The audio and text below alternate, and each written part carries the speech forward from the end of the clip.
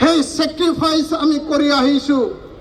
নিজ নিজ জাতি জনগোষ্ঠী সংগ্ৰামৰ মাজেৰে অসমৰ জনজাতিসকলৰ ভৱিষ্যত আৰু সুৰক্ষিত ভৱিষ্যতৰ কাৰণে যি ধৰণে ৰূপনাথ ব্ৰহ্ম, পদভূপেন্দ্ৰনাথ ব্ৰহ্ম আৰু যি ধৰণে কাৰ্পচন্দ্ৰ দলে, যি ধৰণে যাদৱ চন্দ্ৰ খাকলাৰী, এইসকল মহান নেতা ভীমবৰ দেউৰী ডাঙৰীয়াই আৰু বহুতো নেতা আছে, সেই নেতাসকলে আমাৰ সুৰক্ষিত ভৱিষ্যতৰ কাৰণে ট্ৰাইবেল লীগ জন্ম দি পেলাই জনজাতি বেষ্টনী আবেষ্টনীৰ লগতে জনজাতিসকলৰ সুৰক্ষিত ভৱিষ্যত, এই জনজাতিসকল সহজ সৰল সজা চিধা সাধাৰণ, এই কথাটো চিন্তা কৰিয়ে B.R. আম্বেদকাৰ ডাঙৰীয়া, যি B.R. আম্বেদকাৰ ভীমৰাও আম্বেদকাৰে সংবিধান প্ৰণেতা, সংবিধান ৰচনা কৰিছিল আৰু ভাৰতত থকা জনজাতিসকলক সুৰক্ষাৰ স্বাৰ্থত